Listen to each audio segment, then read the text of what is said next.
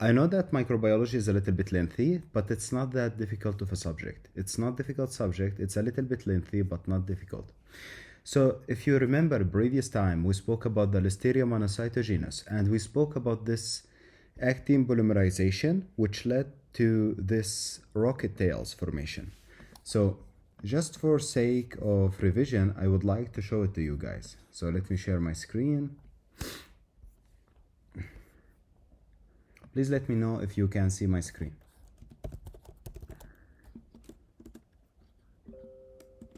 Excellent. So they speak about the Listeria monocytogenes, and they speak about the motility. Please notice it's moving. So it has this tumbling motility. This is one thing to know. And the other thing to know is this rocket type of motion. What do I mean by rocket type of motion? Guys, look, literally, it has like this actin polymerization makes it move inside of the cell. Okay, so logically, it's a facultative intracellular, which means it can be both inside of the cell and outside of the cell, between the cells. So here in this image, they see, oh yeah, it's like rocket motion. Yep, that's Listeria. Good. So the next one we are going to speak about will be, yes, so we are done with Listeria. Now time to discuss the actinomycetes. So the actinomycetes include, first of all, oh, just a second. Yep.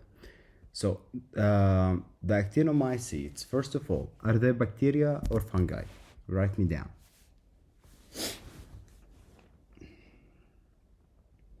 They are bacteria, yes. So, and the proof that they are a bacteria and not a fungi, that we can actually do use antibiotic against them. Yeah? Well, back in the time, actually, I mean in the two centuries ago, when they used to take a look at the actinomycetes, they thought they were fungi. Why? Guys, take a look at these guys. They resemble fungi, yeah? But they are not fungi.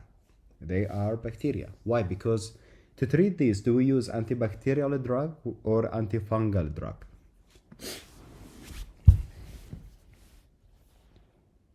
Antibacterial, absolutely correct. So, yep, they do have filaments. You are correct. So they write, both are gram-positive and form long branching filaments resembling fungi. So we have nocardia and actinomycetes. So starting with the nocardia, I hope you done the sketchy for nocardia. First of all, can somebody tell me, is it aerobic or anaerobic?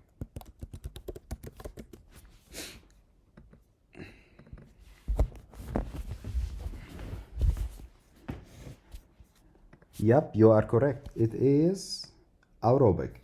And you can see this guy in sketchy always resembles aerobic.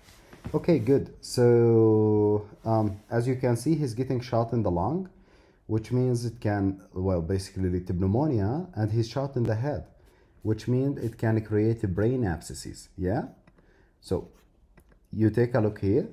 It's an aerobic infection. It's acid fast. Guys, can you tell me what other organism is acid fast except TB?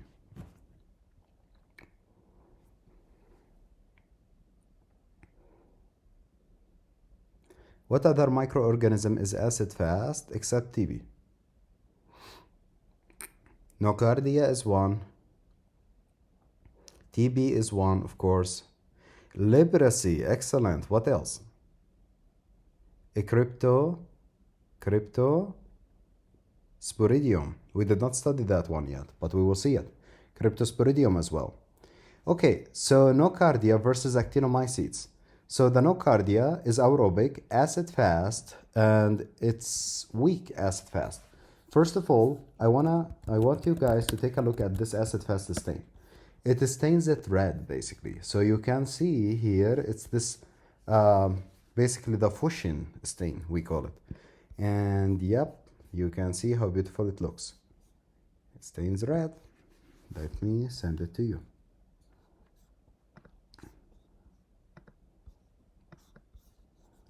Okay.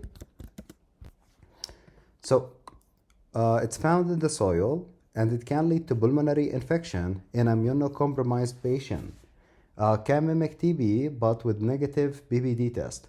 Guys, do you remember what other cause of a negative BBD I told you about? Remember, the BBD was the skin test for TB. I told you sometimes the patient can have TB but still test negative. Why?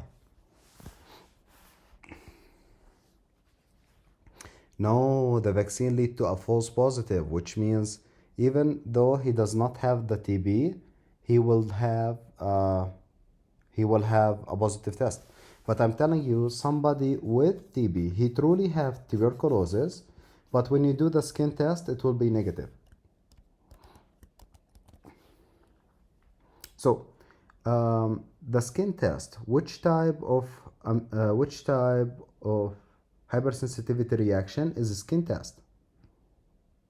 Excellent. It's a type 4 hypersensitivity reaction. T cells mediated.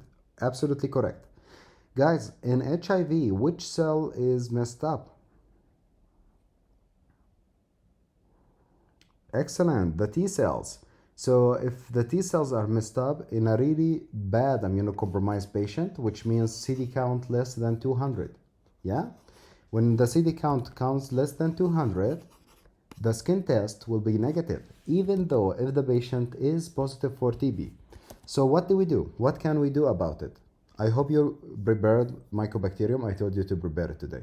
So what other test can we do for the patient with TB if the test tests negative in case of HIV? So we have a patient, we are suspecting TB, but you did a BBD, it's negative. But you take a look at the chest X-ray, it looks positive. So what you should do to confirm? Look, in vitro it's true, culture is true, but that will take like 3 months to grow. Until then the patient will die. So this is why we use something called interferon gamma test, okay?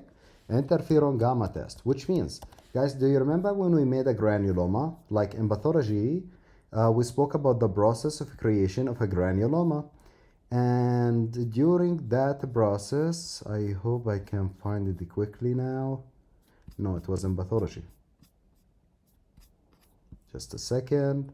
I showed you that we had secretion of TNF alpha, interferon gamma, and all of this stuff. So one of the tests that we can do for the patient is interferon gamma test. And by doing that test, you can confirm that he truly has TB. Okay, so it's much more sensitive test. Why we don't do it for everybody? Much more sensitive, much more specific, much more expensive. Exactly. Okay, good. So the next thing is a cutaneous infection after a trauma in immunocompetent can spread to the CNS and lead to cerebral abscesses. So what I want you to know, guys, if it is a lung problem, it's immunocompromised. If it is a brain problem, it's immunocompetent. Okay? So basically, from a wound nearby, that infection can go to the brain.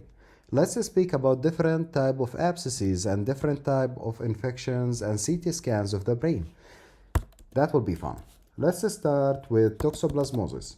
How many lesions in toxoplasmosis you will see on a CT scan?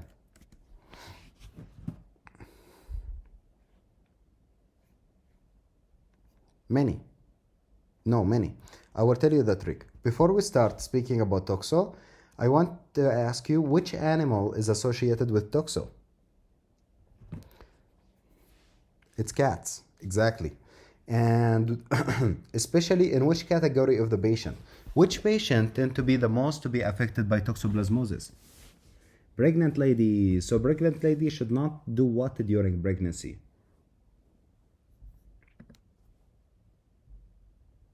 Clean the litter box of the kitty, yeah, because it comes from the feces. Yep. So toxoplasmosis, how many O's are in the word toxoplasmosis? How many O's?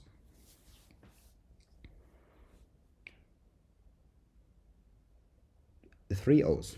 Okay, so it's 3 O's, which means that they have, I imagine each O as one lesion, okay? Imagine each O as one lesion. So in the brain picture, there will be multiple lesions. So let's take a random one. Okay, let's count. 1, 2, 3, 4, a lot of them. Okay, what about this one? Well, 1, 2, 3, 4. Anyway, it's more than one. Why this is important? In case of lymphoma, how many O's in the word lymphoma? One O, which means in the brain it's going to be solitary lesion. Only one lesion, yes? Only one lesion. Why? Because it has one O. So one ring enhancing lesion. While in toxo, many O's, so multiple ring enhancing lesion. Copyrighted, I made that mnemonic. So next one, let me just send you a couple of pictures here. So this is the CNS lymphoma, which is highly associated with HIV. And this is with multiple lesion is toxoplasmosis. Yeah, here you go. So yep, okay, so that was the beginning. Let's speak about nocardia now. I told you that nocardia can lead to abscesses inside of the brain, and here it is. So you can see abscesses inside of the brain. Now I have a question. What is an abscess? What does it mean, abscess? What type of inflammation is it? Is it inflammation at all?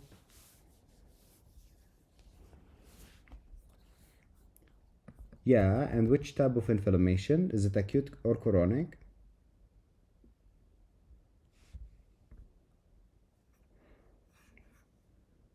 It's a way of persistent inflammation at the area that does not go away quickly. So it does contain neutrophils, but actually according to the classification, it will become chronic because it's persistent and it stays for a long time. Guys, if you see an abscess, what you should do? You see any abscess of any form, what you should do? Yep, burst it, open it up, clear that pus. Yeah? Okay, good. You always need to open it up. Don't just take a look at it and be like, oh, it's okay, just leave it, it will go away alone. Bad idea. You need to open it. Okay, so just know that if we clean it, why it's chronic. Here's the thing, if you clean it, you are done. But the definition of a chronic inflammation is an inflammation that persists more than a couple of weeks. So can an abscess persist for more than a couple of weeks? The answer is yes. So if it can persist more than a couple of weeks, is it acute or chronic? It's chronic, yeah? But if you want to think about it as acutely formation of an abscess, yes, it's acute inflammation for the first couple of weeks, but then becomes chronic. And most abscesses that you will deal with will be disturbing the patient for more than 2 weeks, which means they are chronic. Okay, let's take a look at the next one. And yep, you needed to treat it with sulfonylurea. And how do they mention them in Sketchy? How do they speak about sulfonylurea in Sketchy?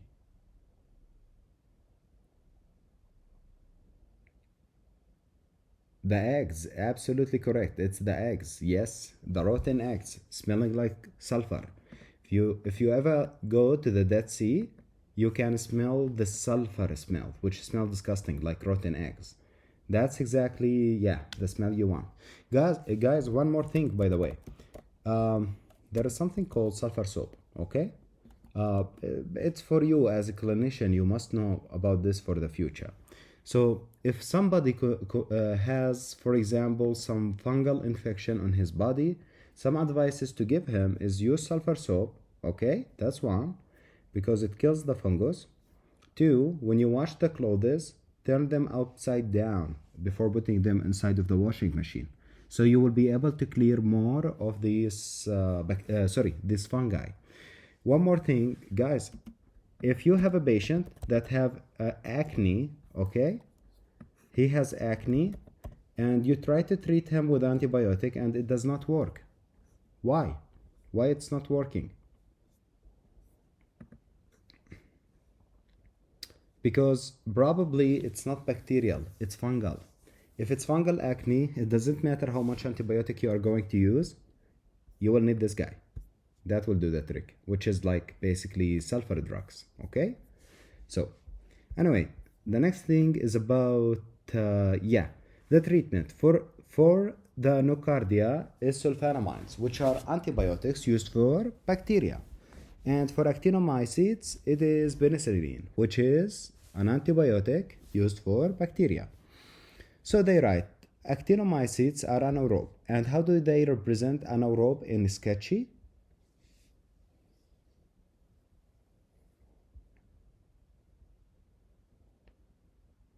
The mask, the gas mask, exactly. So if you take a look at actinomycetes,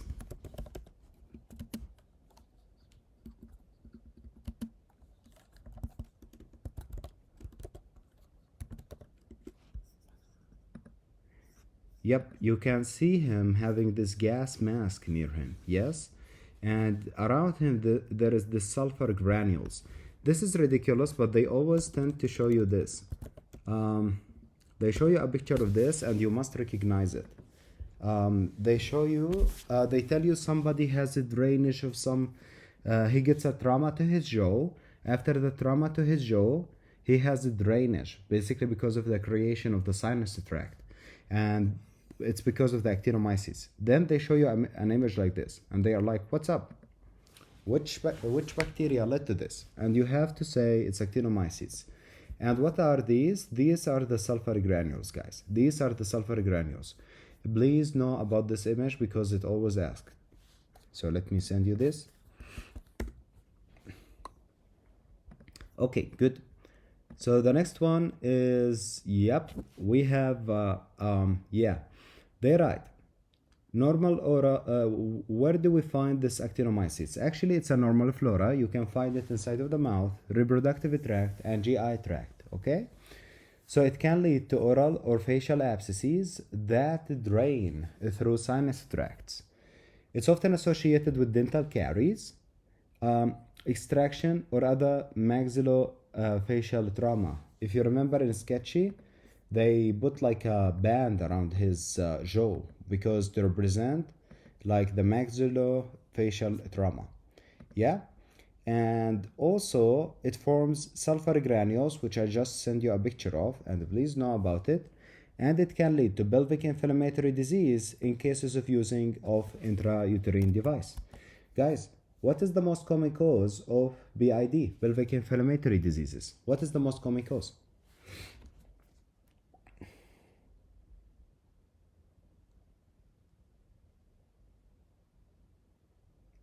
So the most common cause is actually Neisseria, and also the other cause is what? It's gonorrhea. Excellent, good. So yep, all good.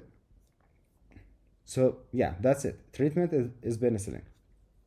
That's everything about these. Please know how the sulfur granules look like. I sent you a picture.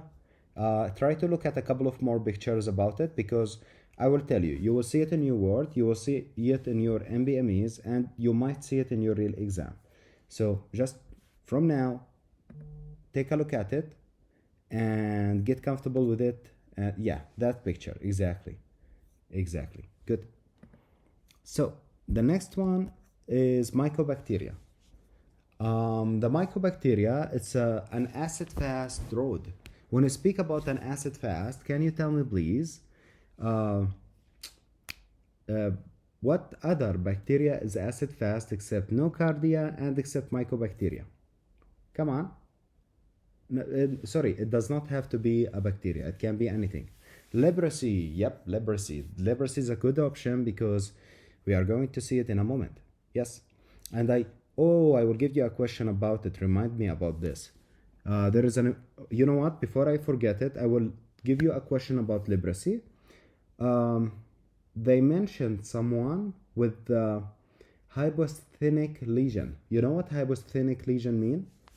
Hyposthenic.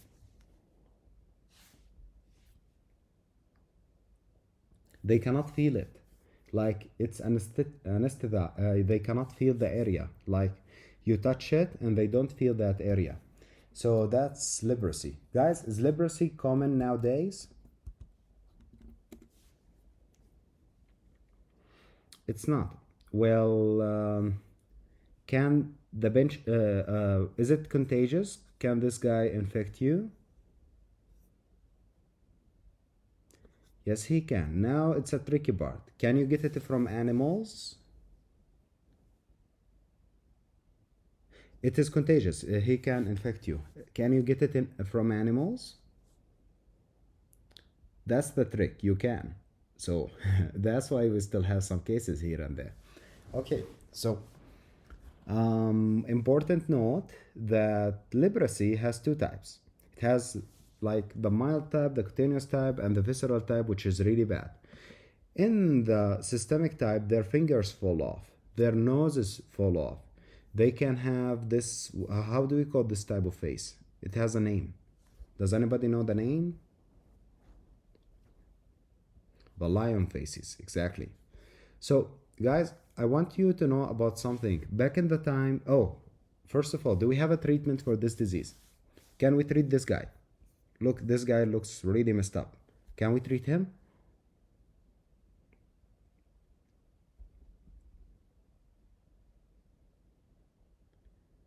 Well, maybe the cosmetics will be difficult, but the disease itself is totally treatable. Yeah? And there is a drug that we will learn about its name when we reach it. But how long should you take the drug? A ridiculous amount of time, 3 to 5 years. So it's many years basically. Even in step 2, when you study this and the question between the answer choices, look for the longer period. Yeah, look for the longer period. Okay, so anyway, you can see this guy, he even lost his fingers. Back in the time, they used, anybody who get leprosy used to be kicked out from the community and thrown to the outside of the city because people used to be really afraid of him. If they used to see someone with leprosy in the main city, he used to be, in the main cities, he used to be killed immediately. And there used to be hunters for people with leprosy, which means if they find, they used to go attack, basically all of the people with leprosy used to run away from their community and just make their own community where everybody has leprosy, yeah? But they used to be attacked by healthy human beings to kill them because they were thinking, okay, this is a way to stop the infection. And this was common for so many years. Yep. Okay, enough of the class history, history class. So the question that came is that the area of the skin they cannot feel. And they were asking you about, in the US, which animal give it to human?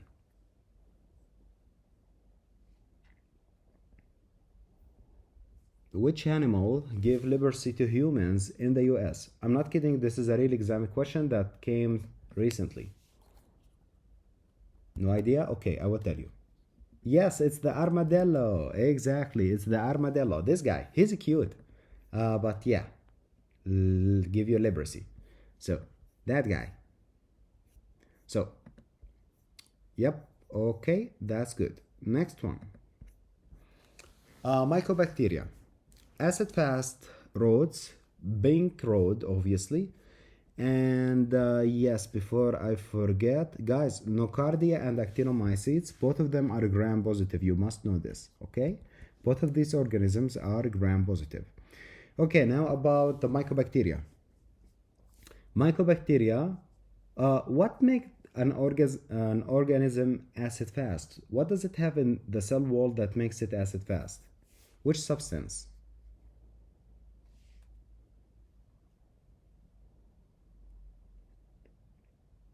Yep, exactly. Mycolic acid, which is made out of fatty structure. Exactly, you are correct. Good. So, yeah, acid fast road, Bink Road, arrows shown. Here it is. Cute. And Mycobacterium tuberculosis, TB, often resistant to multi drugs. Guys, what is the first antibiotic we invented against mycobacteria? The first one to be invented. Streptomycin. Yes, it was streptomycins. Does it work anymore? Nope, it does not. Okay, so I have a question. Why currently we give multiple drugs and not a single drug? I mean, like when we used to give streptomycin, we got resistance, and that's why we started to use isoniazid, rifampin, and all of that. Why are we giving multiple drugs at the same time? Exactly, to prevent the resistance. One little note, guys, when we give the TB treatment, do we give it to the patient to take it at home, or should he take it in the clinic?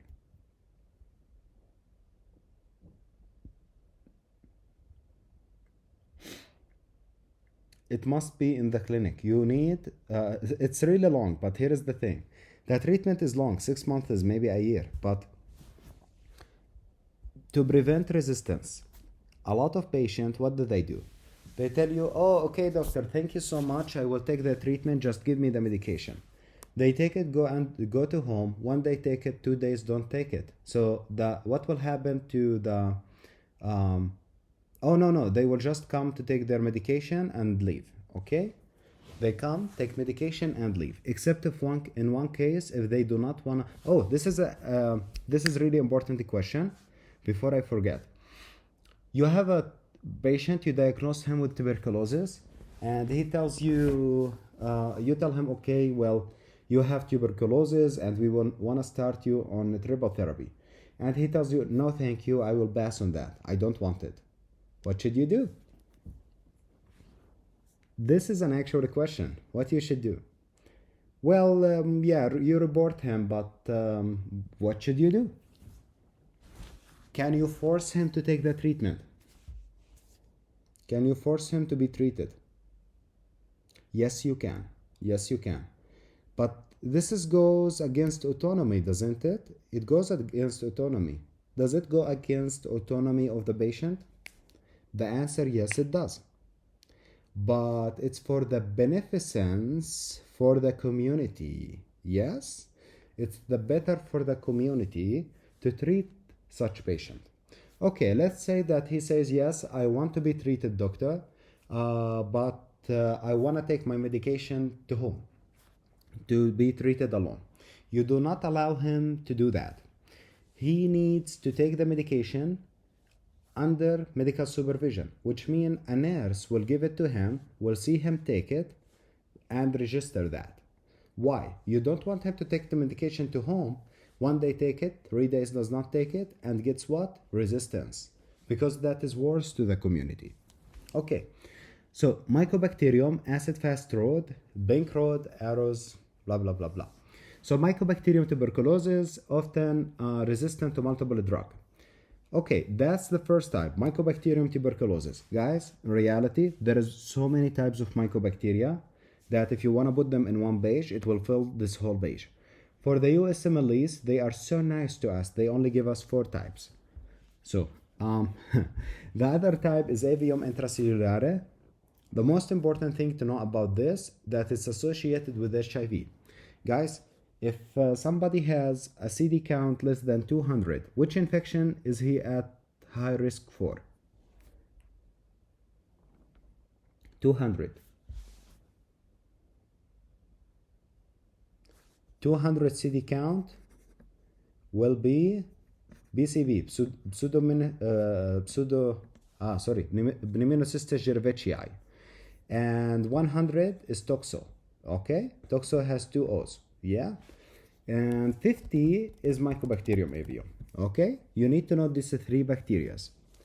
So the Mycobacterium avium mostly, yes, of course. So 200, for 200 it will be BCB, which is Pneumocystis jirovecii or Pneumocystis secrani. Basically it's the same thing. And then 100 is Toxo, and then 50 is Mycobacterium avium. Okay, so the next thing is Mycobacterium scrofulaceum. I hate this one. They don't ask about it often. I mean, I never saw a question about it, but for completeness sake, let's take a look at it. there is only one symptoms that it can lead to that it's actually clinically significant, which is this one. Yeah? What is it? It's lymphadenitis of the neck. And is it painful or painless?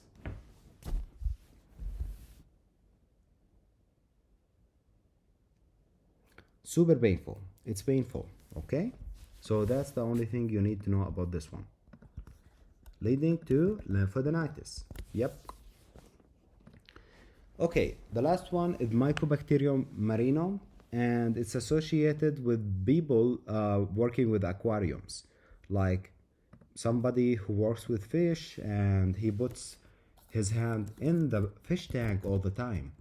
So yeah, that's the marinum. And just a second, I'm trying to look up a, yep, let me find this image. Yes, exactly. See, it's mostly on the hand. Why? Because it was the portion that they put inside of the fish tank. Yeah, it was where they put their hand inside of the fish tank. But be careful, it can disseminate to other places. So there are TB symptoms include fever, night sweats, weight loss, cough, which is non-productive or productive cough, hemoptysis. When you see hemoptysis, it means it's serious. Yeah, what is hemoptysis? What does hemoptysis mean?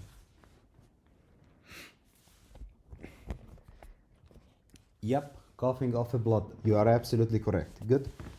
So we have something called the cord factors, which create a serpentine cord. Okay, and it's a virulence factor for tuberculosis. So let me tell you about a little story. This little story says something like this. The mycobacterium comes inside of our body. After it comes, so this is, let's say this is our lung, yeah? Mycobacterium comes in. He's inside of our organism. He's super happy that he done it finally. And now, look what this guy do. He's smart. So what he does that he has this cord factor basically. And with his cord factor, he does something like this. He has this cord factor and he's like, macrophages, I'm here.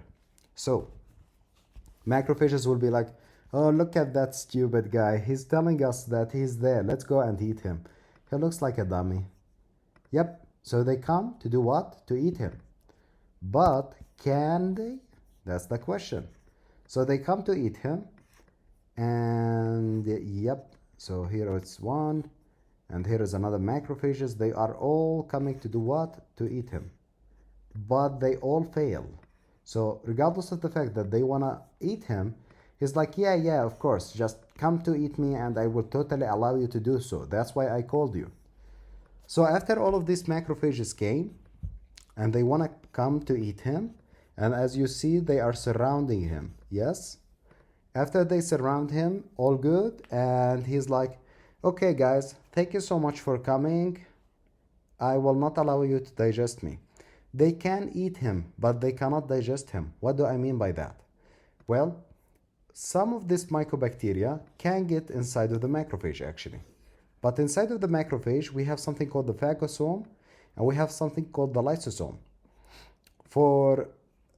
You need a connection to happen between these two to create a phagolysosome to kill the mycobacterium. The mycobacteria, it creates a factor called sulfatides, which prevent the phagolysosome fusion. That's one thing. Also, when he prevents the macrophages from eating him, macrophages will start making more TNF-alpha, which will do what? Call more macrophages to surround the tissue. Yeah? So more macrophages will be recruited.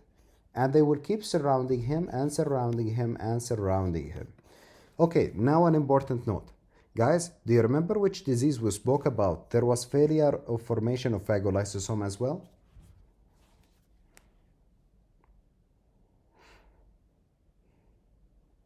In which disease there was a defect in No, it was not a chronic granulomatous disease. That was a problem in NADPH oxidase. There was a disease that had some problems in some microtubules that connect the phagosome to the lysosome. What was that disease? Come on.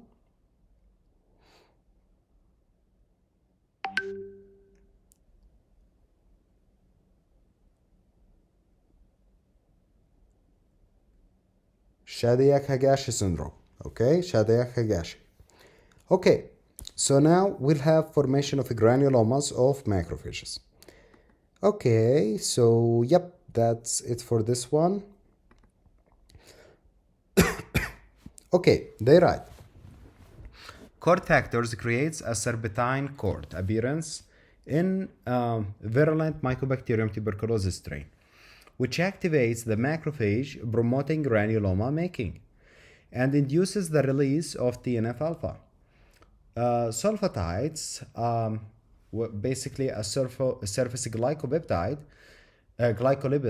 inhibit the phagolysosomal formation. There you will not have a phagolysosome.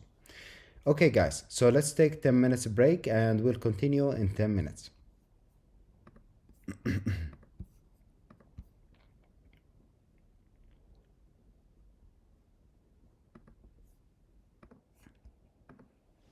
Okay, everybody, welcome back.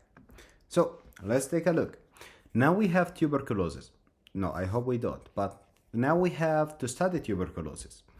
And to start with, in a USMLE question, patient from which countries will have TB?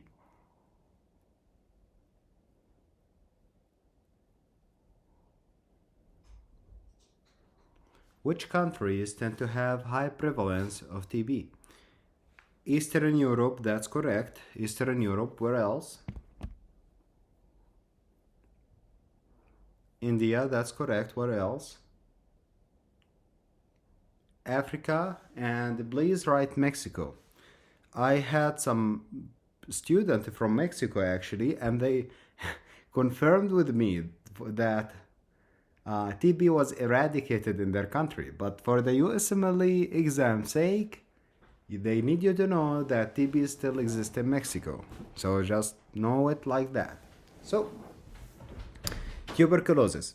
Speaking about tuberculosis, of course, it has many stages. Okay? So, we have like latent TB, we have a primary TB, we have systemic TB, and each one of these has a story. We'll be telling you all of their stories today. Let's start, first of all, with the following. If you have a patient with positive BBD test, it means there is a current infection or a previous infection in this human being. Well, does the size of induration matter, guys? Does the size of induration in a skin test matter? The size of induration in case of the BBD test, does it matter?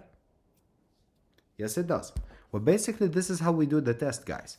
So, the BBD test is basically we inject which substance under the skin. Do you remember which substance is injected?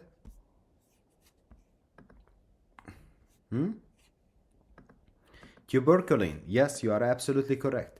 So we inject the tuberculin under the skin. We make like a little ball out of it, okay? And then we check how big it is. So size matters a lot. If it is more than 15 millimeters, that's a confirmed diagnosis. If it is more than 10 millimeters after 3 days and the patient is high risk, that's a confirmed diagnosis. If it is 5 millimeters, but he has HIV, that's a confirmed diagnosis. So, because HIV rarely even lead to positive tests like this, it mostly will be negative. So, being 5, that's actually a lot, okay? So BBD is negative if no infection and an immunocompromised patient, especially those with low CD4 count. Yes, we spoke about this today. People with low CD4 count, these are especially HIV patients, yeah? And for these, Patient, which test I told you we can do for them? Which test we should do for them? The interferon gamma. Absolutely correct.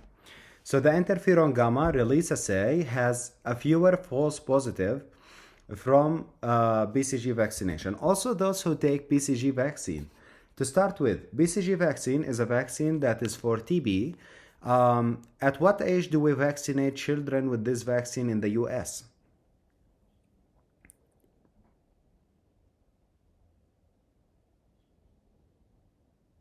Damn it, you knew it. Yes, we do not vaccinate this vaccine in the US. In the US, this vaccine we don't give. So it's live or killed vaccine. It's a live vaccine. Excellent. And that means it's contraindicated on in whom you should not give it. Immunocompromised. But guys, there was one disease that is considered as a primary immunodeficiency, and if you give the patient this attenuated live vaccine, they get a disseminated HIV infection. Do you remember which primary immunodeficiency it was? Like, it was a child that when you only give him this was the only pathology he can get, like disseminated mycobacterial infection this patient gets. Do you remember which patient they were? It was which primary immunodeficiency? Take a guess. If you want a hint, it's a T type of immunodeficiency. Interleukin 12 immunodeficiency. You are absolutely correct. Yes. So the next one is caseating granule. Yes, I can. So there is this primary immunodeficiency that, just a second, let me find it. Yes, the interleukin 12 receptor deficiency. So these people who have a defect. Oh, my screen stuck. Okay, because I'm at a different. Let me see. Please tell me if you can see my screen.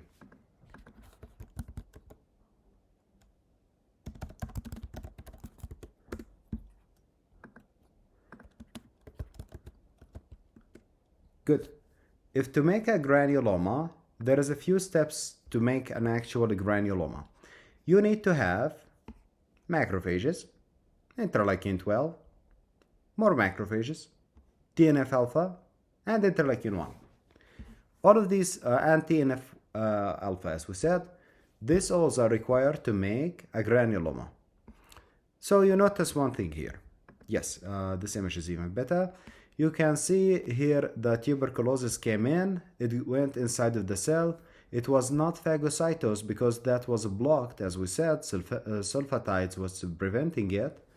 And then we have migration to the lymph node where we have interleukin 12 working, yes? So if someone has interleukin 12 deficiency of its receptor, that means the interleukin 12 will not be able to function. If the interleukin 12 is unable to function, can you have macrophage activation? Yes or no?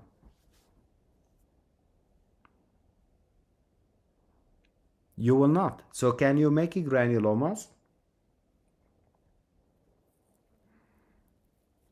Can you make granulomas if you don't have active macrophages? You cannot. So if you don't have granulomas, can you contain the mycobacterium, or it will be disseminated? You cannot contain it and it will be disseminated. Exactly. That's what happens in case of interleukin 12 receptor deficiency. This is a must to know, guys. So here we go. Okay, so T helper 1 receptor, autosomal recessive, disseminated mycobacterial and fungal infection may present after administration of the BCG vaccine. Okay, good. As you can see, somebody get the BCG vaccine. After that, he has a systemic type of TB, and yeah, they will have low interferon gamma as well.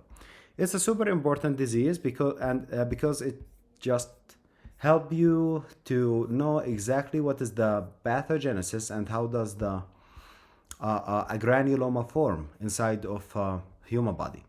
Okay, so let's speak about this. So we have the interferon gamma, which is the best of the best, as we said, and the people who take the BCG vaccine, if I take the BCG vaccine, I'm totally healthy. I take BCG vaccine, and you do a BBD test on me. Will it be positive or negative? I do not have TB. I just took the vaccine. Yep, I will test positive. Exactly. So that will be scary as hell, but you need to, well, rule it out by doing the interferon gamma assay. That's what they are writing here. Okay, caseating granulomas with central necrosis and Langerhans giant cells.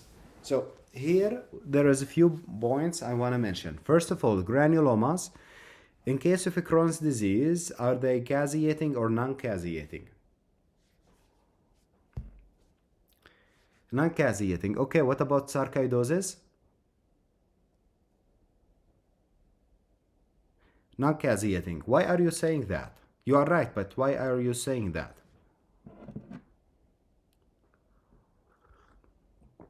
Absolutely correct. It's not due to an infectious cause. When it's due to an infectious cause, it will be caseating. Okay, good. So caseating granulomas with central necrosis and Langerhans giant cells. So you can see here an example, and this is a giant cell. Inside of this giant cells, how many nuclei are there? Is it one or multiple? So many. See, 1, 2, 3, 4, so many. So since it's so many, anytime you see a cell with so many nuclei inside of it, don't look a lot, don't search for a lot of options. It's a giant cell. So let me show you a few giant cells.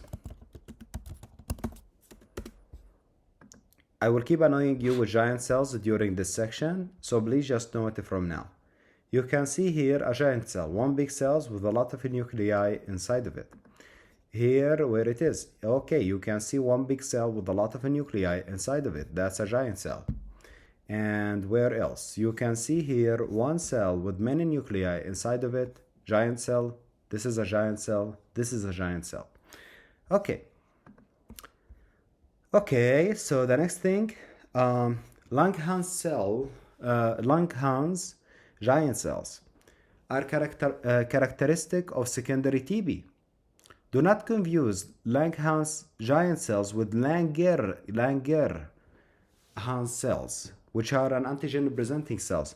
Does anybody know where is the Langerhans cells located?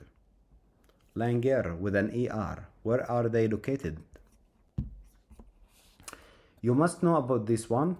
They are located in the skin, okay? And I'm not sure what that means, but it's located in the skin, okay, guys?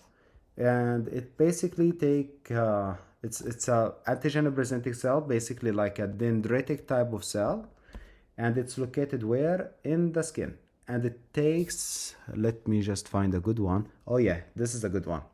See, dendritic like cell in the epidermis, and the one in the pancreas is the islets of Langerhans. These are different. These have the alpha, beta, and delta cells. These are little bit different.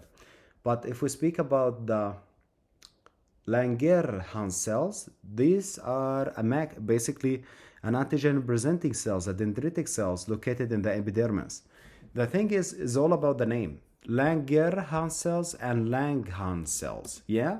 So if it's Langhans cells, this is TB. It's a giant cells of TB. Langer with an ER, it's in the skin. Okay? So that's Langerhans cells. And this is Langhans cells. Yep, just be careful of the name. Okay. So, TB reactivation risk is highest in immunocompromised individual like those with HIV or organ transplant recipient. Guys, before giving which drug, you need to check for TB. which drug, before giving it, you need to check if the patient has a TB or not. We spoke about them already. TNF-alpha inhibitor, you are absolutely correct. Good. So you can take a look here at this side and you can see the following. So we have Mycobacterium tuberculosis. It came in and it leads to formation of hilar lymphadenopathy. Yeah? And if we take a look at this hilar lymphadenopathy, I want to show it to you because it's super important. Yep, basically this is the mediastinum. Next to the mediastinum, you can see this consolidation to the right and to the left. Yes? This is hilar lymphadenopathy. This is 1, this is 2. This is 1, this is 2. So when you see this, which disease except of TB are you expecting? TB is like we know it. It could be TB, but what else?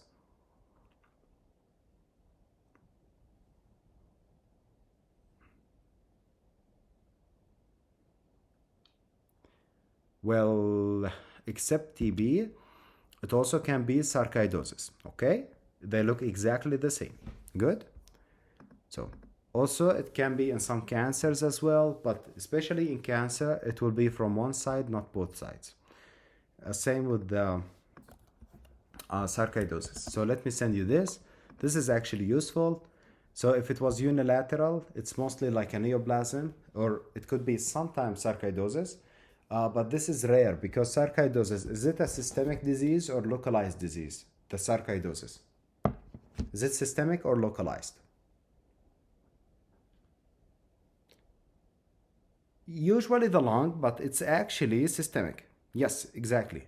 So because of that, it can lead to either uni or bilateral hilar lymphadenopathy. Okay, that's important.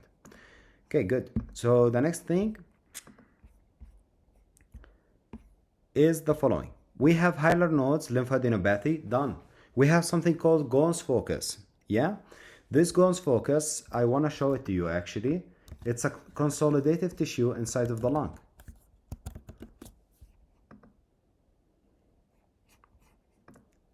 Yep. So you can see this Ghon's focus. It's consolidative tissue inside of the lung. When it is together with this hilar lymphadenopathy, when they are together, we call it Ghon's complex. So what I'm trying to say that if you have hilar lymphadenopathy plus Ghon's this guy, basically the Ghon's focus, we call it Ghon's complex. Okay, good. So you can see Ghon's focus usually in the mid, lower, and lower lobes. When it's together with the hilar node, we call it Ghon's complex. Okay, primary TB. 90% of the time, you will have healing by fibrosis and calcification, which means you are done. You just make it latent and it will not lead to any symptoms. 1 second, please.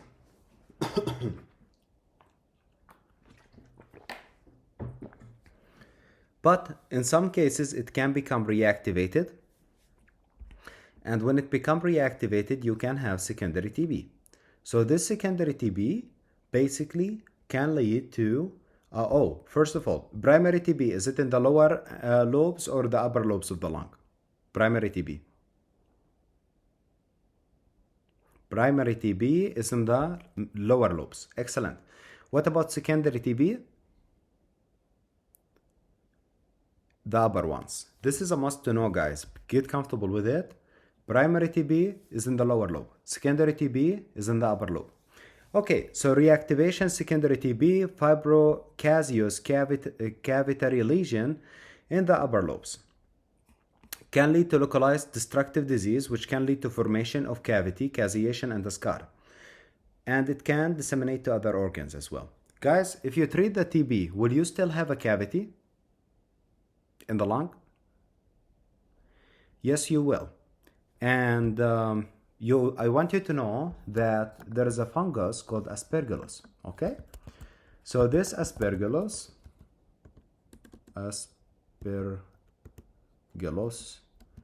can form something called aspergilloma, yeah, which is a mass, and it like to affect areas of a previous cavitation. Yes, so this is a ball of fungus occurring at the previous cavitary site inside of the lung, as you can see. Yeah, this is important. Okay, so the less than 10% of the patient will have a progressive primary tuberculosis because they are malnourished, which means their immune system sucks, or they have AIDS, which means their immune system sucks. So they will get a progressive lung disease, which can eventually lead to bacteremia. Anybody with a bacteremia, what does the word bacteremia mean? It means the mycobacterium has made it to the circulation, which means it can go to so many organs. Now which organ does TB go to? Guys, which organ can TB go to? Which organ exactly? I will make it simple for you guys. Everywhere. It can go literally everywhere. It's like freaking cancer. He can go everywhere. If he make it to the blood, he can go anywhere. So, in the brain, in the CNS, when it affects the meninges, I want you to get comfortable where exactly in the brain it can lead to the meningitis. Where exactly?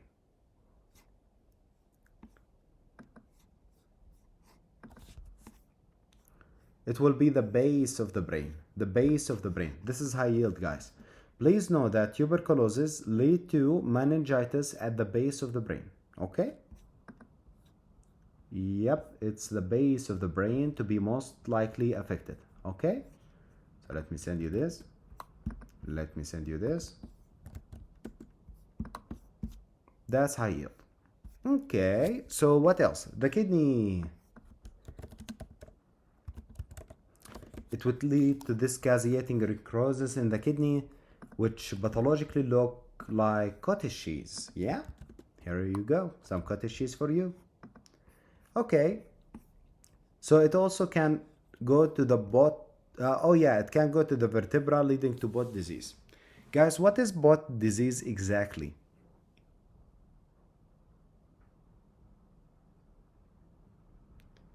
Well, it is a form of osteomyelitis. Please write this down. It's an osteomyelitis caused by Mycobacterium tuberculosis. Okay? So, and it can go to joint themselves and other places.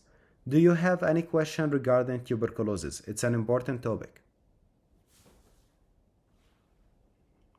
Good. So let's speak about leprosy. Yep. It's also called Hansen disease. Yeah, I love leprosy because it does not exist anymore, but it still exists only in one place. You know, where can you find leprosy right now in the world? Really, really common. More common. You got it correct, in the USMLE. The most common place. They always ask it in the USMLE. In the real world, it's really rare, but in the USMLE, you always find a question. Yep. Interesting. Okay, good. So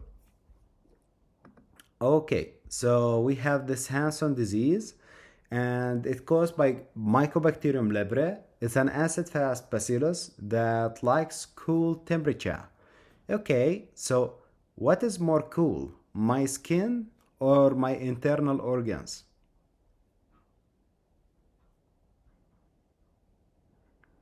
My skin, obviously. So this mycobacterium would like to affect the skin. There is a person, I forgot who is exactly, but he answered multiple times correctly about acid fast to be also leprosy. You are absolutely correct. Here it is. So it infects the skin and superficial nerves, which can lead to glove and stocking, loss of sensation type of thing. So this loss of sensation, we call it hyposthesia. Please know about this term. They write it like this. Hyposthesia means loss of sensation of that portion of the body. Okay, so they also mentioned this microfilament test. Wow, you came to the only person who has a spelling problem to ask him How to spell it? Of course I can try. So hyposthesia. Okay, so it's like this. I think so. Yeah. Yes, it is this one. Hyposthesia. Okay. So that's hyposthesia. They do use it on the exam, and I recently tutored someone who got something like this on his test. Hyposthesia. It's important. So, okay. So, the next one is regarding, yeah, it cannot grow in vitro. Can TB grow in vitro? Vitro? Yes or no?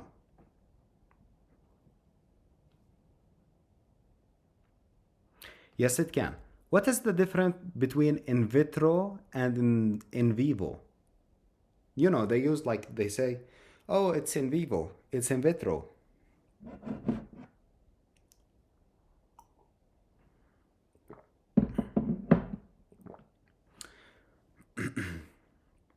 In vitro, it's outside of the body, like in the laboratory, correct? While in vivo, it's inside of the body, correct? Okay, so they write, it's diagnosed via skin biopsy. This is high yield, but you need to know that we do a PCR.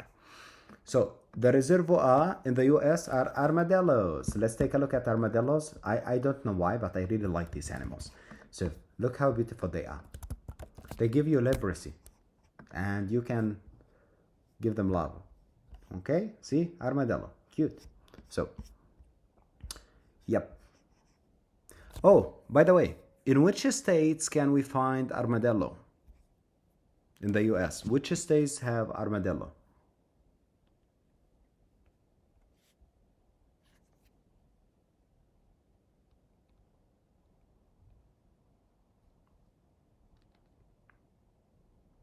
It's mostly in Texas, guys. Please know about this. This is actually important. They do mention for you, well, where it is exactly. And you need to know that, okay, take a look. See? Texas. Good? So, armadillo in Texas.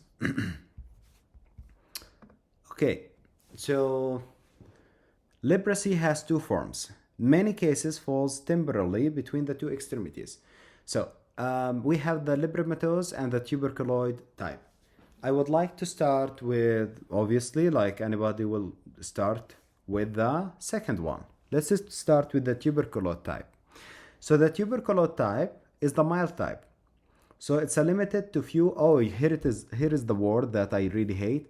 Hyposthesia, hyposthetic hair loss, skin breaks. Okay, so they cannot feel the skin. They lose the hair at that point. And one more thing, you need to know it's a T helper 1 type of response, characterized by high cell-mediated immunity with a largely T helper 1 type response and low bacterial load. So let's take a look at the tuberculoid leprosy. I just want to show you the skin lesion.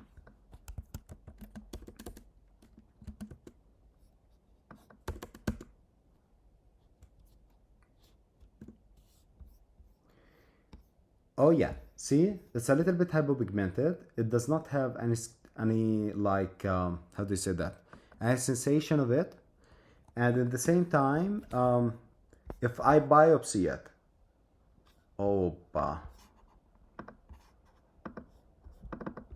just a second. I'm trying to reshare it. Can you see my screen now? Okay, good. So as you can see here, like this pigmented, hyposthenic hair loss lesion. So guys, if I stab him with a knife, will he feel it? He will not. Okay, if I take a biopsy, well, here is the thing. Your sensory, how do we perceive pain? I'm speaking about actual pain. It's from the nerve endings, yeah? The nerve endings in case of leprosy are destroyed. So, you will not, yeah, the nociceptive function, it will be lost. Basically, your nerve endings are lost. Anyway, he will feel still pressure. He will feel the pressure. But he will not be able to feel the actual pain because the nociceptive nerve ending are lost. okay, in this disease. But they feel pressure. They don't feel heat though. That's interesting. So anyway, this poor patient, if you biopsy this lesion, what you will see if I biopsy it, this lesion? You will see a granuloma. Will it be caseating or non-caseating granuloma?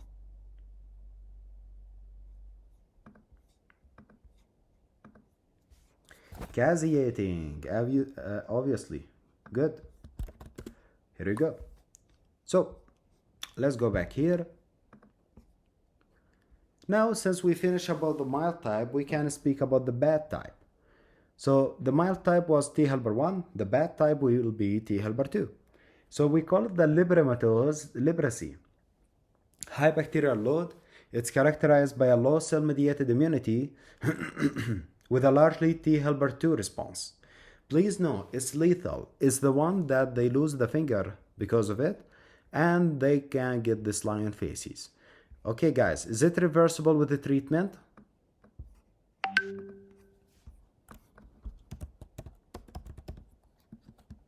Well, it kinda, but if you lose a finger, that will not come back, I promise. So, leprosy, like most of the symptoms, goes away if you treat it. But if we speak about the like loss of some extremity, really bad facial deformity, these are kind of difficult to be treated. See this lady, see her face, it reminds me of one disease actually. Guys, you know, in case of zinc deficiency, they can have this disease called acrodermatitis enteropathica, and they can have like really bad symptoms sometimes that they can lead to something like this. What is this lady eye? Can she see? She cannot. Her eyes falling down. Why are they falling down? Because of zinc deficiency. Yeah? And why she has the zinc deficiency? Basically, it's because she does not have the channels that perceive the zinc from the intestine. Yep. Okay, anyway, let's speak about librematose leprosy. It's totally fatal. It will kill the patient if you don't treat it. Speaking about the devil, how do we treat it? Dapsone and rifampin for tuberculosis form. So, Dapsone and rifampin for the mild form. So what should I use for the bad one? This one. You can use this one. It's this drug, you will see it only once in the book. So it's time to know it now because you will not have another chance of seeing it again. So it's better to know it now. The other ones, they are mentioned multiple times. But the clofazimine is only mentioned once in the book, so you must know it now. Okay? So clofazimine, it is used for the treatment of librematose form of the leprosy.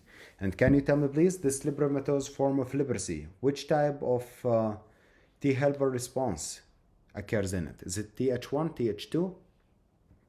Just to trick you, librematose type is it Th2, not Th1. So remember, Th2 is the worst one. Th1 is the mild one. I was asking about the librematose form. Okay, so they actually do this. They tell you T helper 2 response. They don't tell you that it's liberatomos.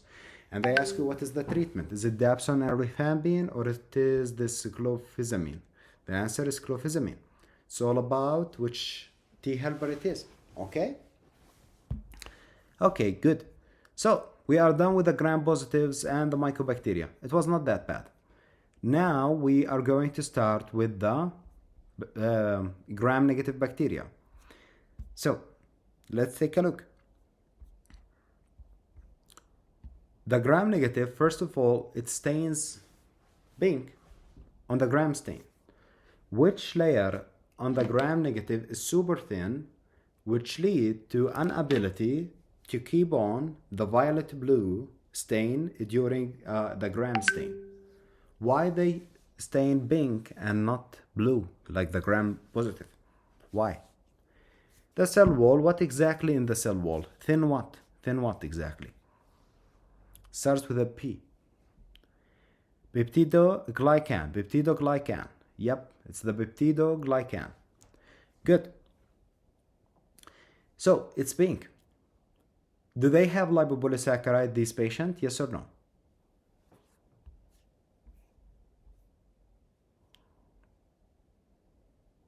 Do they have lipopolysaccharide on the cell wall in case of gram negative? Yes, they do. Now I have a tricky question actually. Um, can they make spores? These bacteria, gram negative bacteria, can they make spores? They cannot. They cannot. Good. They cannot. Spore making is only for the gram positive. It cannot be in the gram negative. Okay. So let's start with the gram negative bacteria. We have diplococci. All of them are aerobic. We have, according to the maltase formation. On a sketchy, how do they represent the maltase fermentation, guys?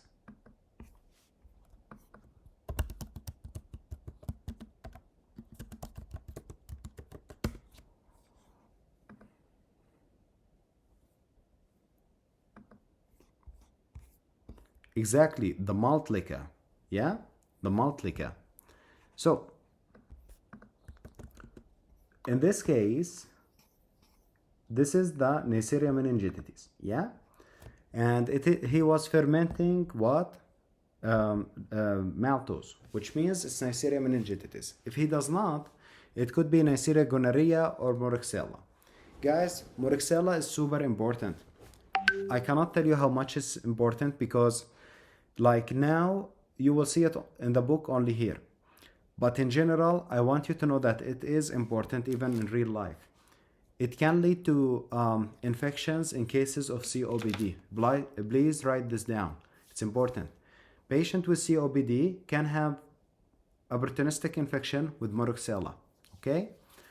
So, the next thing is Coccibacillus, which looks something like this. It's not a cocci, it's not a bacillus, it's in between. So we have many types: Haemophilus influenza, Bartonella, Bacillus, Brucella, Francisella, Actinobacter, Baumannii. Guys, I will give you a trick. Anytime a bacteria comes from an animal, the treatment is a doxycycline. You will see that in the near future. The curved bacteria are all oxidase positive, so if it grows at 42 degrees, this is Campylobacter jejuni, which can lead to Guillain-Barré syndrome. If it grows in alkaline media, this is Vibrio cholera, which is not invasive, increases cyclic AMP activity, leading to watery diarrhea. And if it produces urease, it is H. pylori. The Bacillus gram-negative, first of all, according to the lactose fermentation, which media do we use to detect the lactose fermentation, guys?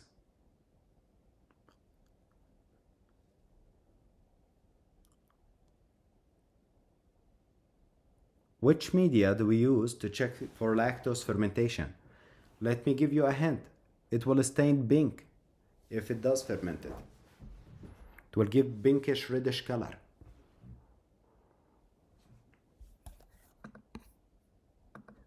It is McConkey agar. So in McConkey agar, when it does ferment lactose, it becomes reddish pink. Yeah? Good. So lactose fermentation. If it was positive, it need to be one of the Enterobacteriaceae. So we have a slow and the fast one. Okay? So the fast one is the E. coli, the Klebsiella, and the Enterobacter. Sadly, there is no easy way to memorize, to basically memorize them easy. But I just remember, like, personally, I used to think about Serratia as a slow, because S and an S. And I don't know, but for me, it's Citro, as I always write Citro with an S because of my spelling problem. So Citrobacter and Serratia, both of them are slow, the other ones are fast. That's how it works for me.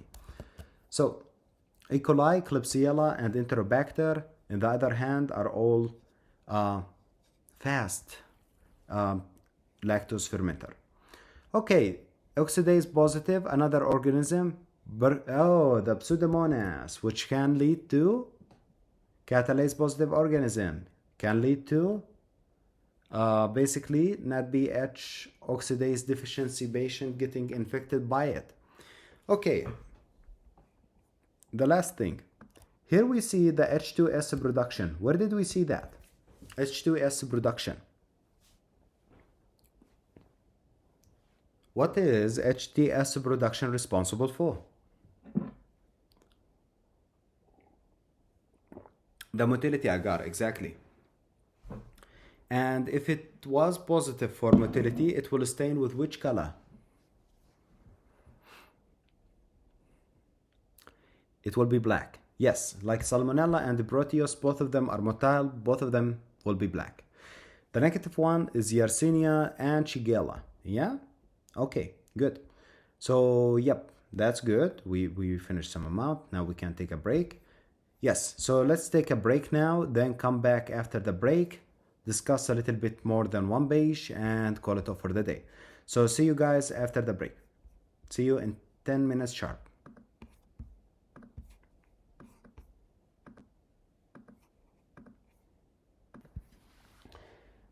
So the next topic, we are going to speak about Neisseria. So Neisseria has two types, gonorrhea and meningitis.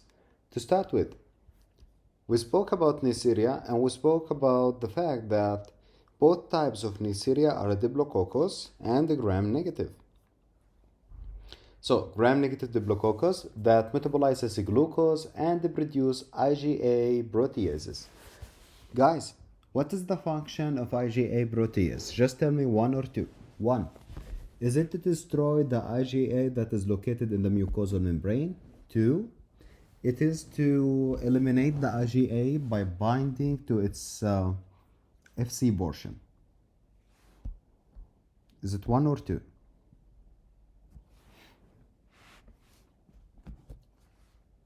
It's one, correct. Good. So, yeah, the IgA protease destroy the IgA itself. While if we speak about the protein A is different. Exactly. Protein A is binding to the FC portion, and that will lead to neutralization of the IgG. Good. It was a trick question. So they contain lipopolysaccharide with a strong endotoxin activity. Which portion of the... Oh, sorry. It's lipooligosaccharide in this case, which is like the lipopolysaccharide, but it's just a different structure, but the function is totally the same.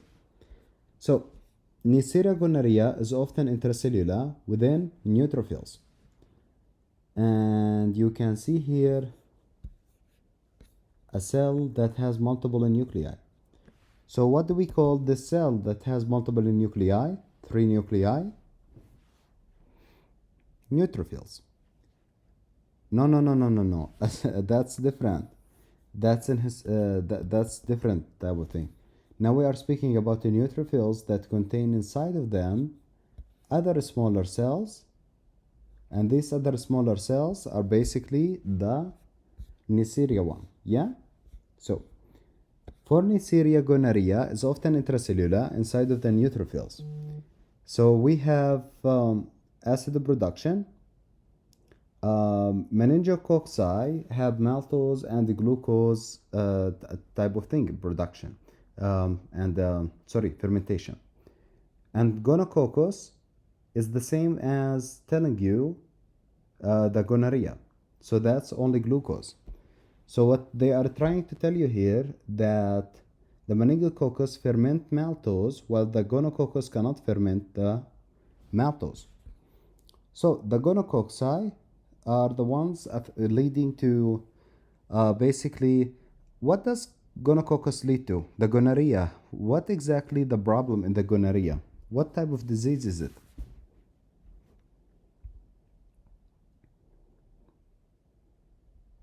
Yep, it's an STD. It's an STD. So first of all, I want you to know that gonococci does not have a polysaccharide capsule. No maltose acid detection, no vaccine, and this is super important due to the antigenic variation of pilus protein. This is a UWorthy question, NBME question, real exam question. Why we cannot make a vaccine against gonorrhea?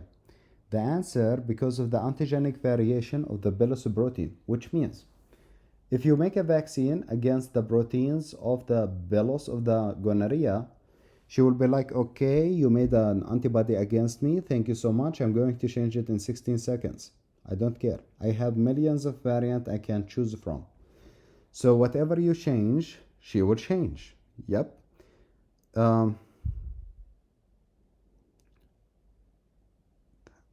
That's why we cannot make a vaccine for HIV.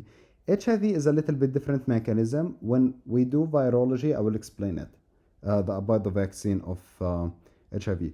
By the way, have we ever tried to make an HIV vaccine in real life? Did we try to make an HIV vaccine? Yes, we did. We tried. Were we successful in it? Well, here is the thing. We tried it twice. The first time was like 30 years ago, but it ended up really tragically. They did this phase 0. It was quite a success of the study. They did phase 1. It was successful. Phase 2, that was bad. So in phase 2, they discovered that from 100 people who got the vaccine, 80 of them developed actual HIV. They got the actual disease. So that was really, really bad failure of a vaccination thing. Okay, so did we try again to make a vaccine for HIV?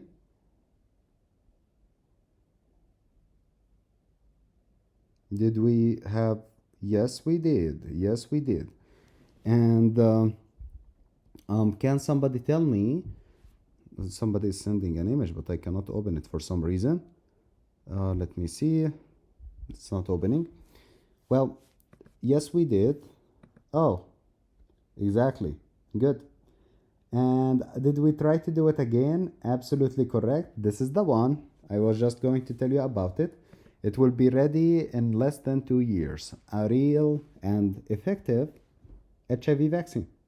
Okay? That's good. Hopefully one day this will become like the HPV vaccine for everybody. So sexually and prenatally transmitted, okay? And to be fair, guys, the mechanism of COVID vaccine, I mean like the by Pfizer and Moderna, was actually the same as this vaccine. When they started to produce the COVID vaccine in the beginning, when it was just for emergency use, they just copied the idea of the HIV vaccine. But I have to say it's a really smart idea. I will explain it for you later if we will have the time later. And yeah, it was successful. So sexually or perinatally transmitted. It causes gonorrhea. Please know, gonorrhea is a systemic disease. It's not a localized disease. So it can lead to septic arthritis. Guys, in septic arthritis, if you tap the joint, how many white blood cells you will see? How many? See, this is the inflamed joint basically. So many, but there is an actual number you need to know. It's more than 20 to 50,000, more than that, okay? So the next thing is, yep, it can lead to pelvic inflammatory disease, but chlamydia can lead to that as well. And it also can lead to something called Fitz-Hugh-Curtis syndrome. This is super important. They tell you about a surgeon who opened the patient up, okay? And after open the patient up, he finds adhesion. They don't tell you Fitz-Hugh-Curtis syndrome because they know that it will be a piece of cake for you to know. They will tell you about adhesion formation between the liver and the peritoneum, okay? And they ask you why this lady developed this, and they ask you she is at risk of what? So why she developed it? It's because of the pelvic inflammatory disease. And ladies with pelvic inflammatory disease are at risk of what?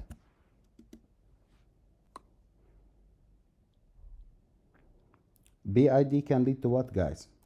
Pelvic inflammatory disease. Infertility. infertility, super important. Basically, their fallopian tube can become adhesive as well, which will prevent the movement of the oocytes, which can lead to both infertility and ectopic pregnancy. So, they're right. It's diagnosed by a nucleic material amplification testing, and condoms decrease the sexual transmission. This is important. Does it eliminate it though? Is it 0%? Condoms? Well, what about the pregnancy? Do condoms prevent the pregnancy for 100%?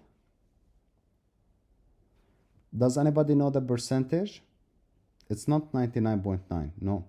Does anybody know the percentage? If you use it completely correct, it's 87%. If you use it completely correct.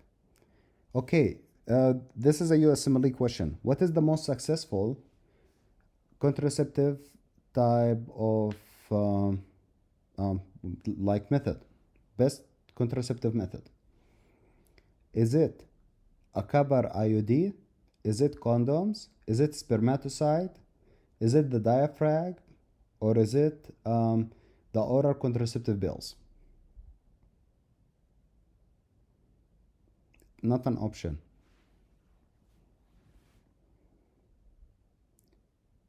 Yes, it's the copper IUD. The copper IUD is the most successful. But please guys, no, the copper IUD is not always the good idea in all ladies. Why? Because if the lady has a dysmenorrhea, which basically means like a lot of bleeding, the copper IUD basically is creating a local inflammation inside of the uterus, which kills the sperm, which is what we want. But in the same time, it's dangerous. Why? Because look, if the lady is already having a really horrible menstruation and bleeding a lot, you cause her inflammation and she will bleed even more. So you need to get really good history before prescribing her a copper IUD. Regardless of the fact how good it is, it still has some side effects. So,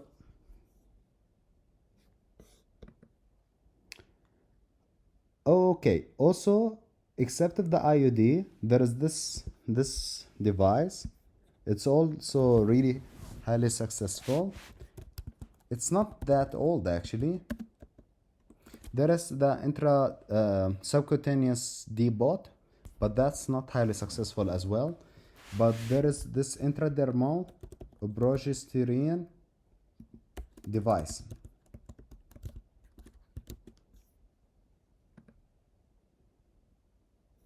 Oh yeah, this. See this, guys? They open a little hole inside of the skin.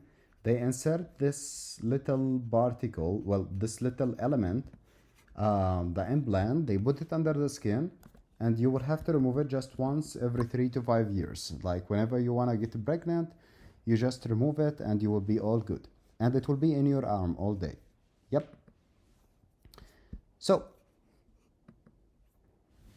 okay.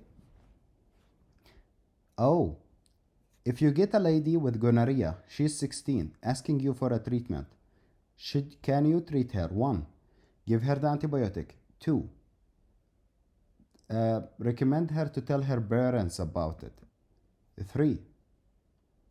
Refuse to give her the antibiotic until she tells her parents.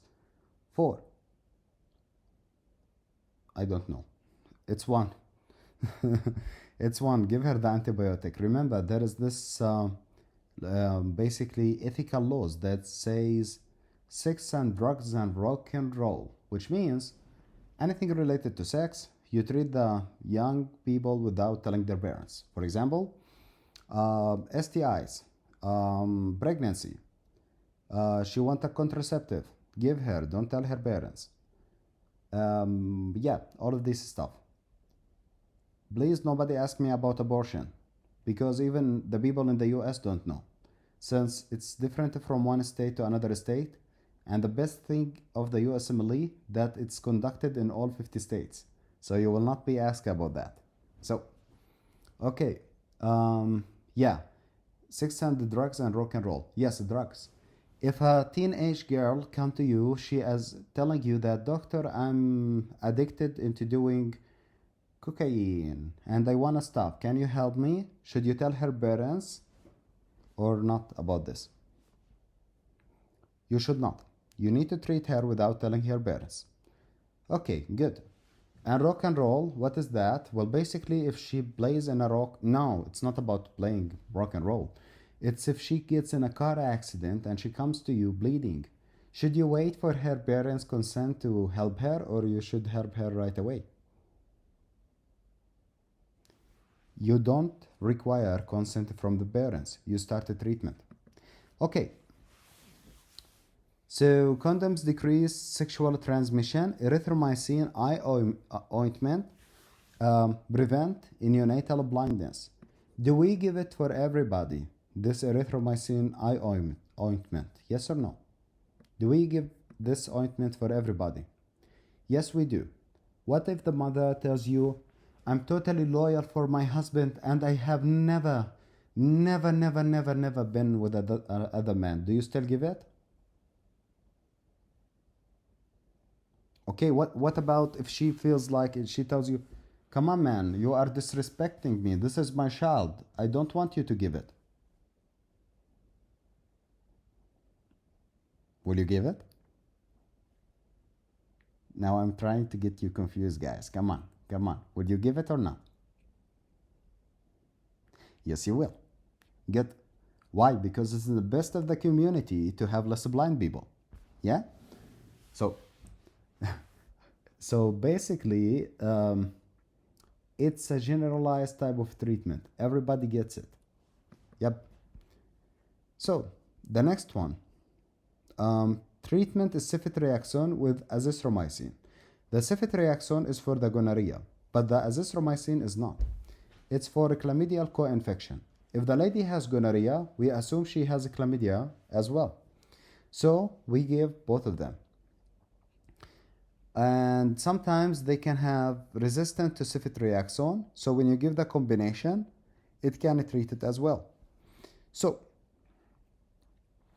the meningococci, they have the polysaccharide capsule. Do you remember which microorganism had a polypeptide capsule? Which microorganism had a polypeptide capsule?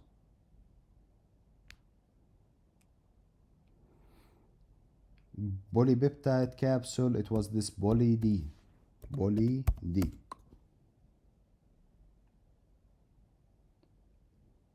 Bacillus anthracis. Absolutely correct.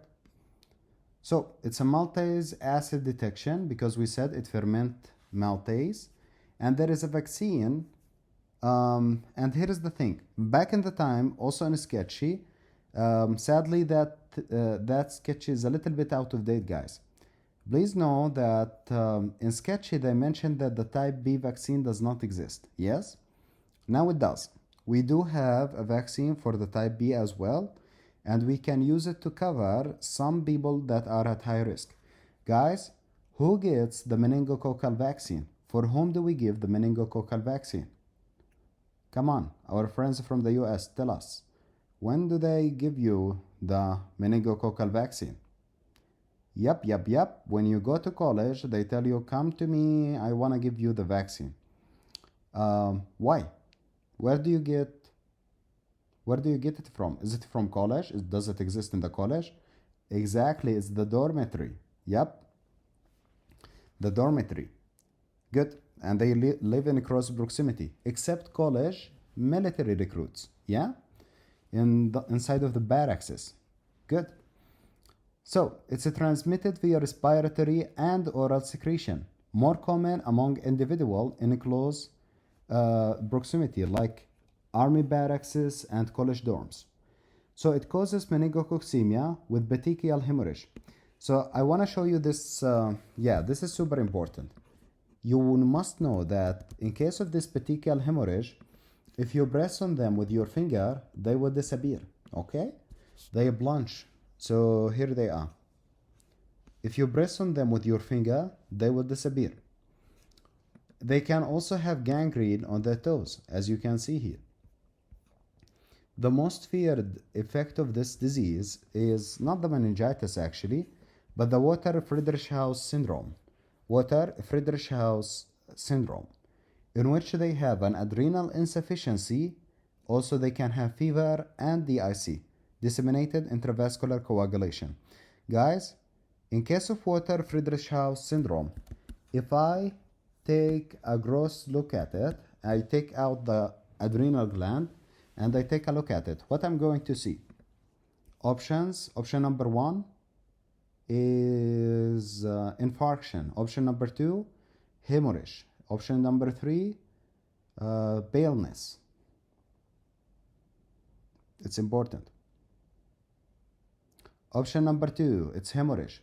You will see hemorrhage. Water Friedrichshaus syndrome, it will be bloody hell. Here it is.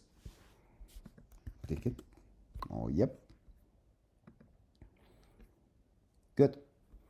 In case of DIC, guys, in DIC, initially, we have destruction of the endothelial cells. Destruction of the endothelial cells, first of all, endothelial cells are located inside of the vessels, yeah? So, let's imagine that this is a wall of the vessel, and we have destruction of the endothelial cells. So, that will lead to exposure of the subendothelial collagen, which will connect to von Willebrand factor, which will connect to platelets. Platelets will connect to platelets. Platelets will connect to platelets. So platelets will keep connecting into platelets. That will create a thrombus. Yeah? So initially, these patients have a hypercoagulable state in case of DIC. Okay, after formation of all of these platelets, what will happen to the clotting factors inside of your body? Will you have them more or less? They will become low. Why? Because you consume them. Yeah? So you will get now a hypocoagulable state, which means the patient will be bleeding from every orifice he has. Good.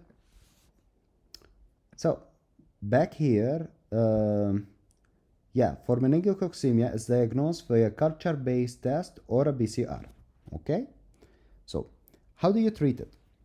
You treat it with rifampin, ciprofloxacin, and ceftriaxone. You must know all three of them. Guys, does it have high mortality rate? Yes or no? Non-vaccinated, of course. Yes, it has super high mortality rate, more than 50%. Okay? And let's say I live with another guy who had it. What should you give me? I did not have it. I have no symptoms. But I just live with him. Exactly. I should get rifampin as well. Good. So the treatment of the rifampin, ceftriaxone, or ciprofloxacin, any of these. So the treatment of this actual disease is ceftriaxone or penicillin G. Okay, good. That was all about Neisseria. So now, a couple of more diseases. Let's do it. We have Haemophilus influenza. So in case of Haemophilus influenza, it's a small gram-negative microorganism. It's a coccibacilli, as you can see here. So the first one, Haemophilus influenza. We are done with Neisseria meningitis and gonorrhea. We did not speak about Moraxella. Can somebody tell me about Moraxella? What was special about Moraxella? Moraxella, what does it lead to? Yep. It leads to exacerbation in case of COPD. You are absolutely correct. Yes. So they write. They have mentioning here of Haemophilus influenza, and they write a small gram-negative coccibacilli, coccobacillary road, arousal transmission, non-typable, unencapsulated strain are the most commonly caused of mucosal infection. Why does the non-typable one, the encapsulated one, is the one more likely to cause the infection? You tell me, guys. Why the non-encapsulated type is the one that mostly lead to the infection, regardless of the fact that the encapsulated one is existing in the community much more.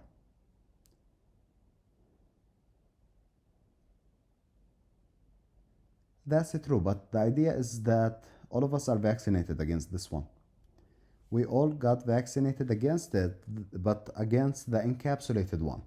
So we don't get the encapsulated one, but we can get the unencapsulated one, okay?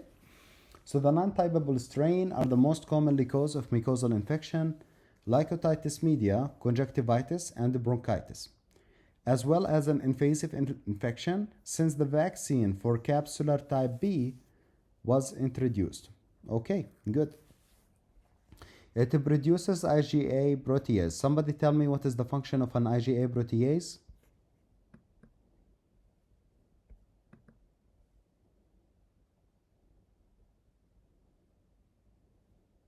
IgA protease function?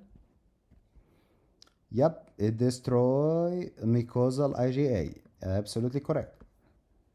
You culture it on chocolate agar. Well, guys, which type of chocolate it is?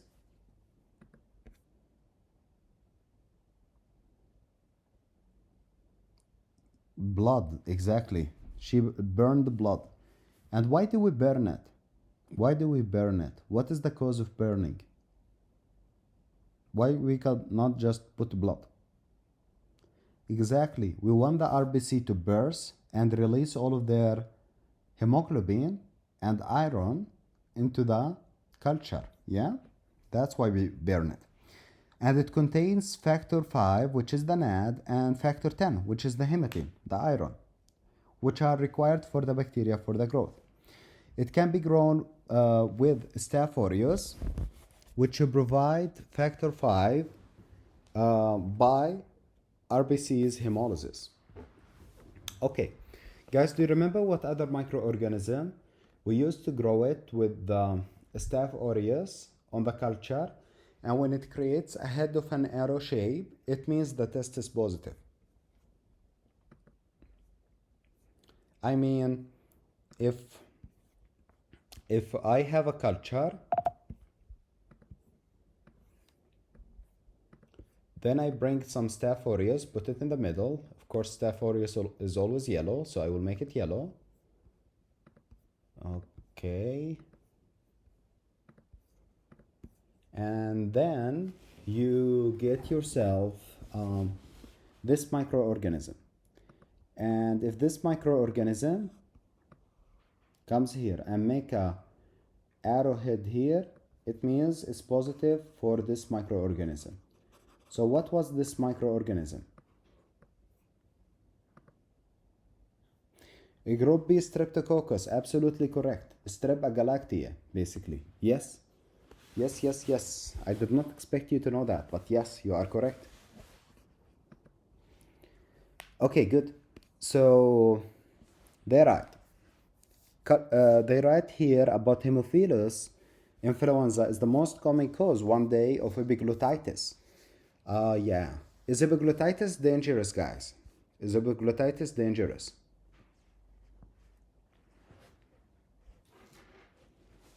Can epiglottitis kill the child? It can. It can, and it do it a lot. How? Well, epiglottis is where all of your air is going to your trachea. So when it becomes really swollen, it can just occlude, and you will be suffocating for a breath, and the child will die. This is why the vaccination is a must for this disease. So, Haemophilus causes epiglottitis. Endoscopic appearance can be cherry red in children. You can see also the thumb up sign on lateral neck x-ray. Now I will show you both of these. So let's start with epiglottitis.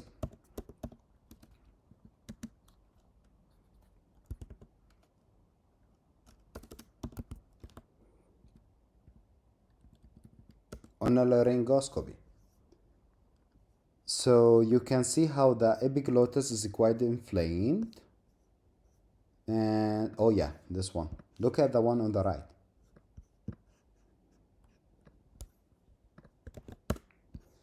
It's quite inflamed. So as you can see, the hole is so small. It might just any second just occlude. Yeah? What the hell? Okay, also on the x-ray, it has the thumb sign, which if you look closely here,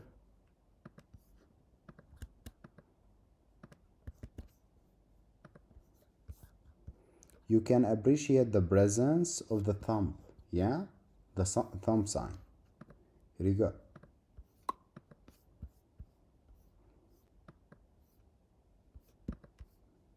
That's basically the inflamed epiglottis.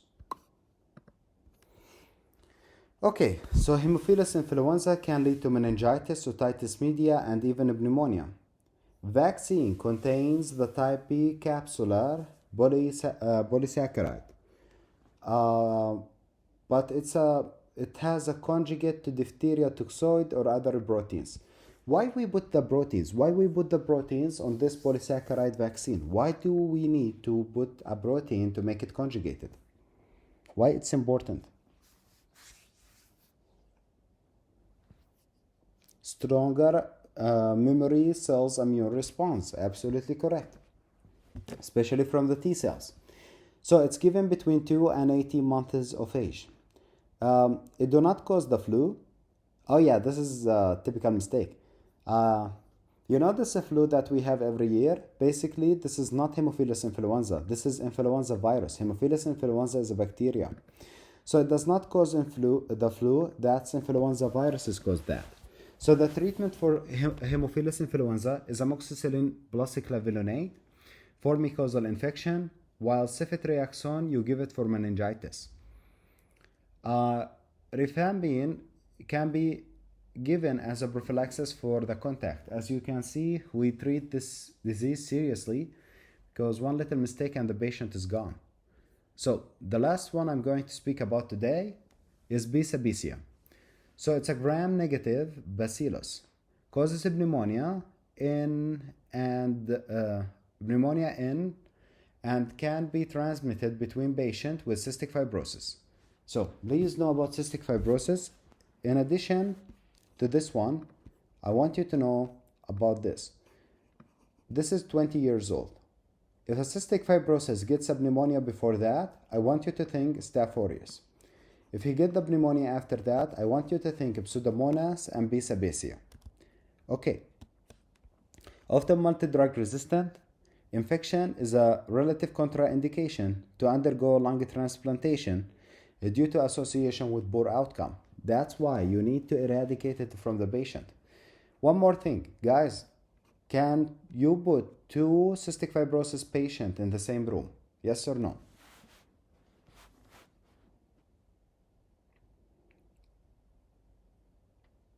If we have 2 people with cystic fibrosis who really love each other, can we put them in the same room?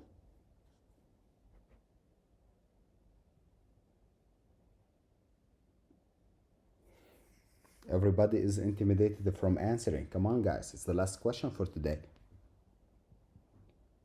Can you put 2 cystic fibrosis patients in the same room? Simple question. So there is this this law that says keep 6 feet between the cystic fibrosis patient. Why? Because cystic fibrosis patient number 1 can have bacteria that cystic fibrosis patient number 2 doesn't have. So you will not risk patient 1 to transmit it to patient 2 because both of them will die from it. Yeah? Because if it affected patient number 1, that means that this bacteria is a high risk for cystic fibrosis and it can affect patient number 2. That's why you never put 2 cystic fibrosis patients in the same room. Okay, good. So actually we are done for today.